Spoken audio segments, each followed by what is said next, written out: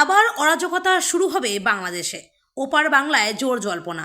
অন্তর্বর্তী সরকারের প্রধান উপদেষ্টার পদ ছাড়তে পারেন মোহাম্মদ ইউনূস। বৈষম্য বিরোধী ছাত্র গণ আন্দোলনের যারা মোহাম্মদ ইউনূসকে বাংলাদেশের প্রধানের পদে বসিয়েছিলেন তার অন্যতম মুখ নাহিদ ইসলাম তড়িঘড়ি মোহাম্মদ ইউনূসের সঙ্গে দেখা করতে গিয়েছিলেন। তিনি বেরিয়ে এসে বলেন, পদত্যাগের বিষয়ে ভাবছেন মোহাম্মদ ইউনূস। জল্পনা শোনা যাচ্ছিল বেশ কিছুদিন আগে থেকেই। নির্বাচন নিয়ে চাপও বাড়ছিল অন্তর্বর্তী সরকারের ওপরে। এরই মাঝে গতকাল সকাল থেকেই বাংলাদেশে রটে যায় যে মোহাম্মদ ইউনূস ইস্তফা দিতে চান। বৃহস্পতিবার দুপুরে উপদেষ্টা ও পরিষদের বৈঠক শেষে হঠাৎ আলাদাভাবে আলোচনায় বসেন ইউনূস। দেশের সার্বিক পরিস্থিতি নিয়ে বাকি উপদেষ্টাদের সঙ্গে কথা বলেন তিনি। সেখানেই ক্ষোভ ও হতাশার কথা তুলে ধরেন।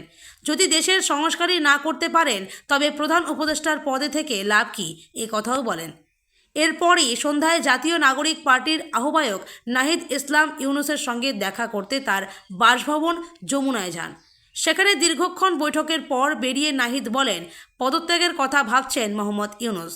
ইউনূস ইস্তফা দিলে বাংলাদেশ সামলাবে কে? দেশে কোনো নির্বাচিত সরকার নেই। অন্তর্বর্তী সরকার দিয়েই বিগত 1 বছর দেশ চলছে। সেই সরকারের প্রধানও পদ ছাড়তে চান। তাহলে বাংলাদেশ কি ফের অনাথ হয়ে যাবে? দেশ সামলাবে কে?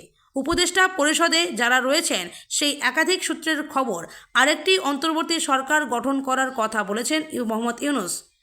তিনি কোনোভাবে আর সরকারে থাকতে চান না। অন্যদিকে বাংলাদেশের অন্দরেই গুঞ্জন শুরু হয়েছে যে ইউনূস ইস্তফা দিলে বাংলাদেশে সেনার শাসন শুরু হতে পারে। জাতীয় নির্বাচনের আয়োজন না হওয়া পর্যন্ত দেশ পরিচালনার দায়িত্বে সেনাবাহিনী থাকতে পারে। তবে এটা হলে বাংলাদেশে ফের বড় আকারের আন্দোলন হওয়ার সম্ভাবনা। হাসিনার আমলে কোটা সংস্কার আন্দোলনের সময় সেনাকেই আন্দোলনকারী ছাত্রদের উপরে গুলি চালানো, অত্যাচার করার জন্য কাঠগড়ায় দাঁড় করানো হয়েছিল। তাই 1 বছরের মধ্যেই সেই সেনারই শাসনে থাকতে চাইবে না বাংলাদেশ। সেক্ষেত্রে চরম বিশৃঙ্খলা সৃষ্টির সম্ভাবনা। এবার শেষ পর্যন্ত মোহাম্মদ ইউনূস ইস্তফা দেন কিনা তা বলবে সময়। আর ইউনূস ইস্তফা দিলে নতুন অন্তর্বর্তী সরকার গঠন হবে নাকি সেনা দেশ শাসন করবে তাও তখনই জানা যাবে।